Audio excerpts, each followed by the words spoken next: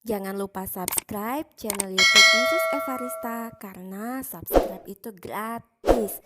Dan jangan lupa like serta jangan lupa bagi di media sosial kalian. Selamat menonton.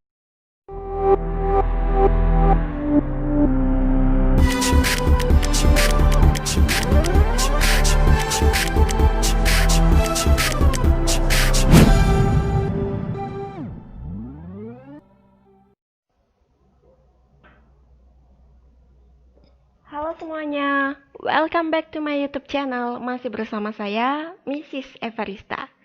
Pada video kali ini, kita akan belajar membuat media pembelajaran dengan menggunakan Google Sites, salah satu platform yang disediakan oleh Google. Google Sites itu adalah website miliknya Google. Nah, website ini menurut saya tergolong praktis karena terintegrasi langsung dengan Google, artinya terintegrasi juga dengan platform-platform lainnya. Nah, ini akan memudahkan kita ketika kita menggunakan atau ingin menggunakan platform Google lainnya. Jadi akan sangat praktis sekali kalau kita masih menggunakan platform yang disediakan oleh satu penyedia yang sama, yaitu Google.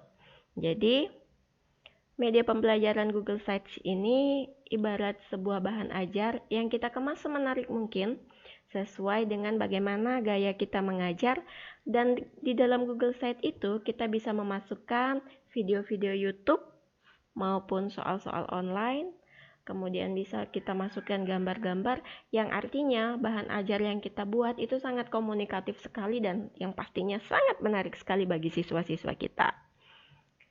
Oke, sebelum kita mulai masuk ke Google Sites, langkah pertama yang harus kita kerjakan adalah kita menentukan dulu materi apa yang mau kita buat sebagai media pembelajaran. Kemudian kita juga harus membuat submateri-submaterinya karena Google Sites ini bentuknya seperti layar, jadi setiap satu layar itu satu submateri. Jadi tidak semua dalam satu layar itu materinya, tapi dalam setiap satu layar itu ada satu submateri, sehingga materinya tidak terkesan menumpuk dan yang pastinya kita bisa membuatnya semenarik mungkin. Oke, seperti yang saya bilang di awal, kita buat dulu desain interface-nya. Jadi setiap layar kita mau isi submateri apa. Dan kemudian nanti kita akan tambahkan halaman inovator dan halaman daftar pustaka, kemudian ada halaman home, dan yang pasti kita juga akan membuat hubungan antar layar. Artinya misalnya kita berada di layar nomor 1, kita bisa atau terkoneksi dengan layar nomor 2. Ketika kita berada di layar nomor 2, kita bisa terkoneksi dengan layar nomor 3. Jadi kita tidak perlu kembali lagi ke home, jadi kita langsung saja. Dan apakah kita juga bisa terkoneksi dengan home? Nanti kita buat di desain interface-nya. Dan kemudian apakah ketika kita berada di layar nomor 3 kita bisa back lagi ke layar nomor 2 menggunakan tombol back? Nanti kita buat desainnya di desain interface. Nah, itulah fungsi desain interface, memudahkan kita karena itu adalah rencana kerja kita. Oke, desain interface ini bisa kalian buat dengan menggunakan aplikasi Microsoft Word di laptop atau PC, atau bisa juga dengan coret-coret di kertas. Kalau saya lebih senang menggunakan Word karena saya orangnya pelupa, jadi kertas yang saya coret-coret nanti biasanya hilang. Tapi kalau di Word itu tidak akan hilang kecuali kita menghapusnya atau ada kesalahan pada program. Oke, kita mulai saja. Saya akan membuat materinya. Saya sudah memilih materi yang saya gunakan, yang akan saya buat media pembelajarannya adalah materi sifat koligatif larutan kelas 3 semester 1. Submaterinya, yang pertama ada penurunan tekanan uap, kemudian ada kenaikan titik didih, kemudian ada penurunan titik beku, kemudian submateri yang terakhir adalah tekanan osmotik. Oke, setelah kita buat submaterinya, sekarang kita buat interface-nya atau layarnya. Kita buat saja kotak untuk memudahkan. Terserah mau buat berapa, tergantung nanti materi kita ada berapa, submateri kita ada berapa.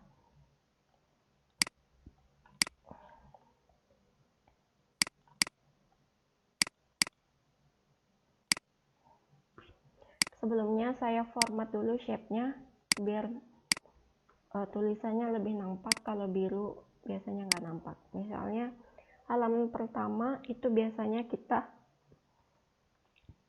adalah halaman home. Kemudian halaman yang kedua itu baru halaman beranda. Nah, di halaman beranda ini kita akan menuliskan tujuan pembelajaran kita.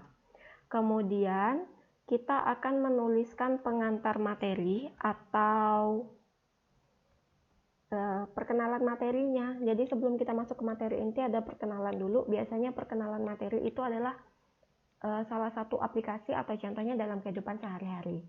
Jadi kita buat bagaimana agar materi kita ini ternyata dianggap siswa dekat dengan kehidupannya. Jadi pengantarnya harus yang kontekstual atau memang yang real ada dalam kehidupan sehari-hari. Karena siswa itu cenderung tidak tertarik pada materi yang bagi mereka, oh ini nggak ada loh di kehidupan kita. Nah gitu, itu salah satu trik dalam memilih pengantar materi di bahan ajar dan memilih apersepsi ketika kita tatap muka. Setelah itu baru kita jangan lupa menuliskan submateri ajar agar nanti siswa tahu berapa submateri sih yang akan saya pelajari, apa saja yang akan saya pelajari. Nah, itu kita tuliskan di halaman beranda. Kemudian setelah halaman beranda baru kalau saya langsung masuk ke submaterinya, ke penurunan tekanan uapnya. Submateri yang ke-1, kemudian nanti submateri yang kedua yaitu kenaikan titik didih. Selanjutnya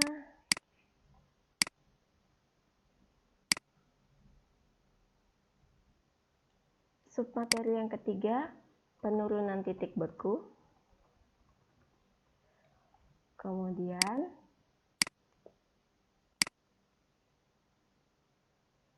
submateri yang selanjutnya adalah tekanan osmotik. Kalau ada yang bertanya, ini khusus jurusan kimia ya. Kalau ada yang bertanya, nanti masalah diagram fase itu dimasukkan kemana? Itu biasanya kalau di buku itu kita satukan saja dengan penurunan tekanan uap. Kemudian aplikasinya nanti masuk di mana? Biasa kan kalau di buku tuh di akhir ada aplikasi. Nah kalau itu saya masukkan satu-satu. Penurunan tekanan uap langsung nanti. Pengerjaannya apa? Cara kerjanya bagaimana? Kemudian rumus-rumusnya apa saja? Contoh soal dan di bawahnya aplikasinya. Jadi gitu. Jadi sepaket submateri itu selesai dalam satu desain interface. Nah, kemudian setelah ada tekanan osmotik, kan ini yang terakhir nih. Tidak lupa ditambahkan halaman inovator. Halaman inovator itu adalah identitas Bapak Ibu yang membuat Google Slide ini. Karena Google Slide itu tidak semua orang buat. Ya. Kemudian yang terakhir adalah halaman daftar pustaka. Sebuah bahan ajar itu harus punya daftar pustaka atau daftar rujukan. Jadi supaya kalau orang mau mencari materi tambahan bisa ke rujukan itu. Karena kita harus bekerja secara ilmiah. Jadi setiap apa yang kita tulis itu bukan pendapat kita, tapi ilmu itu ada rujukannya. Oke, ini adalah desain interface saya. Desain interface ini belum selesai. Kita harus membuat hubungan antar layarnya. Jadi maksudnya gini, ketika awal kita buka itu ada halaman home, kemudian ada halaman beranda, materi, inovator, dan terakhir daftar pustaka gitu. Jadi bentuknya kayak aplikasi, tapi ini adalah halaman Google Slide sebenarnya. Nah, supaya kita mau membuat hubungan antar layar, kita buat saja pakai tanda panah. Dibikin tanda panah. Tanda panah. Jadi antara layar home sama beranda itu saling berhubungan. Saya buat tanda panah bolak-balik. Artinya ketika saya bisa berada di home, saya bisa ke beranda. Ketika saya berada di beranda, saya bisa ke home. Nah, gitu. Kemudian, panah bolak-balik juga berlaku untuk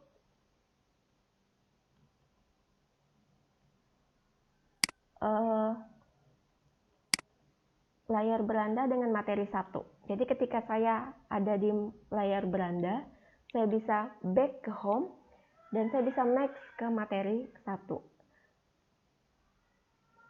Sama halnya materi 1 dengan materi 2. Nah, materi kedua dengan materi ketiga itu sama. Jadi kita buat juga. Nah, saling berhubungan. Materi ketiga dengan keempat saling berhubungan, panah bolak-balik juga.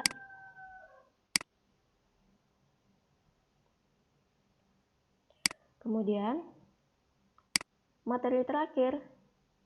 Oh iya, ada satu yang lupa, yaitu soal online. Jadi setelah materi terakhir itu ada halaman soal online, baru halaman inovator, dan yang terakhir adalah halaman daftar pustaka.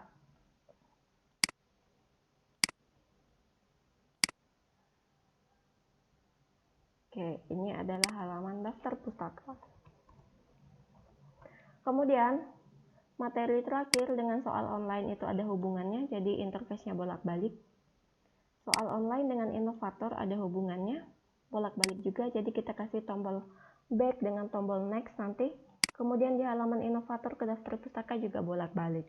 Dan setiap halaman dari beranda sampai halaman terakhir itu harus terhubung ke home.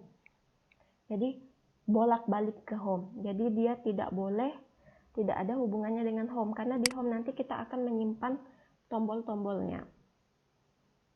Oke, jadi home dengan layar beranda sudah, sekarang home dengan layar materi 1, kemudian home dengan materi 2, jadi saling berhubungan ya. Kemudian kita buat juga tanda panah dari home ke materi 3, kemudian dari tombol halaman home ke materi terakhir, kemudian dari halaman home ke soal online, kemudian dari halaman home ke inovator, kemudian dari halaman home bolak-balik juga ke daftar pustaka. Jadi semua layar dari beranda sampai layar terakhir itu harus ada hubungannya ke home.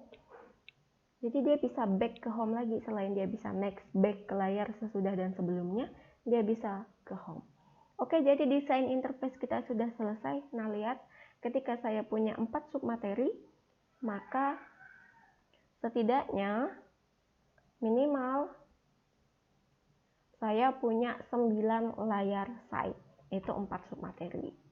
Jadi ada 5 tambahan layar. Oke, sampai di sini dulu. Semoga video ini bermanfaat. Sampai jumpa. Bye-bye.